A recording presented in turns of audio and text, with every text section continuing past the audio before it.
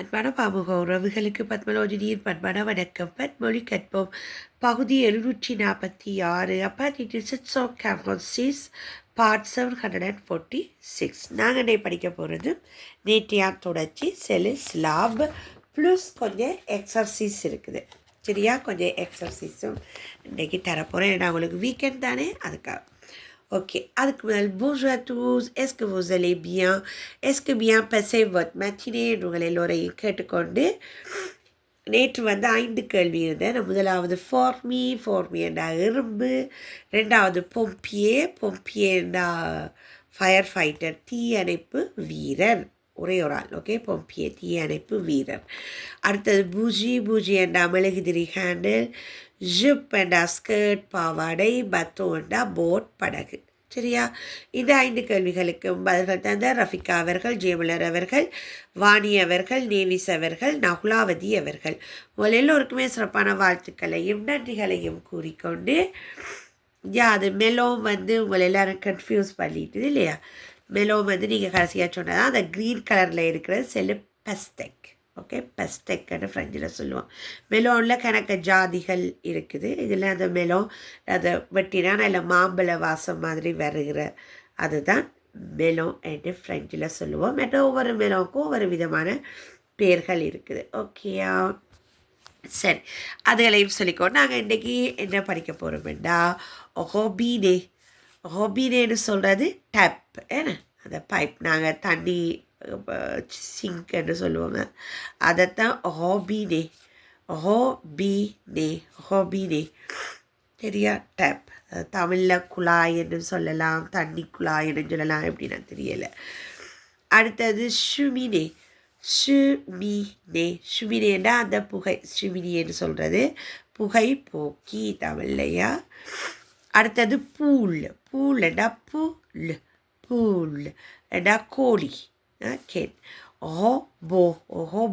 ஓபோண்டா robo தான் இங்கிலீஷ்லேயும்.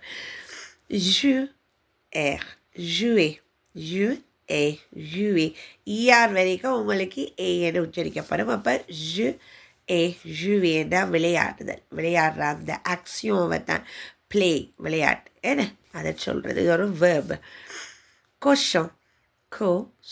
கொஷோண்டா பன்றி, big. மோந்த்ர் என்றா வாட்ச்ண்டா அந்த பார்க்குறது. இப்போ மோந்த்ருமுவா, இது எனக்கு காட்டு என்று சொல்லி வர ஒரு வேர்பு. அடுத்தது ரென் என்றா ராணி, குயின். அடுத்தது ஏதாஞ்சுண்டா பொண்ட், குளம். ஓகே, கிளசோன் இதில் இந்த சே இந்த ஆக்ஷனோட இருக்கும் இல்லையா. கிளசோன் என்றா ஐஸ் கட்டி. சரியா, அடுத்தது லீவ்ன்றது புத்தகம், லீவ்ன்றா புத்தகம். ஹொனார்டா நரி, ஃபாக்ஸ். சரியா, திருப்பி பார்ப்போம். ஹோபினே ஷுமினே pool, robot, jouet, cochon, montre, reine, étanche, glaçon, livre, renard. சரியா, இவெல்லாம் உங்களுக்கு சிலாபு. இன்றைக்கு உங்களுக்கு எக்ஸர்சைஸ் கொஞ்சம் தரேன், அதையும் நீங்கள் செய்யுங்க.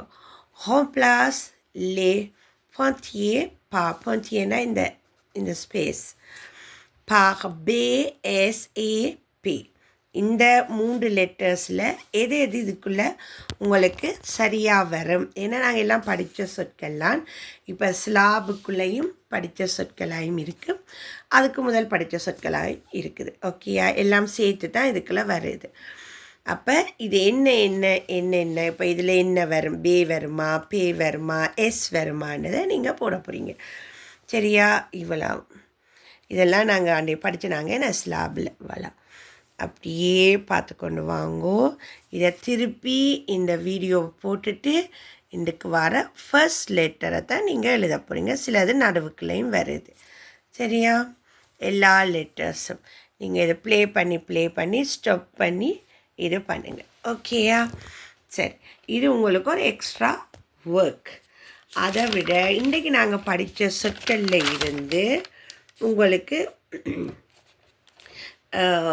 கொஞ்சம் கேள்வி என்னென்ன தந்தனால் அதில் வந்து ரென் ரென் என்றா என்ன, அடுத்தது எத்தாஞ்ச் எத்தாஞ்ச் என்றா என்ன, அடுத்தது கொஷன் கொஷன் என்றா என்ன, அடுத்தது கிளஸோன் கிளஸோன் என்றா என்ன.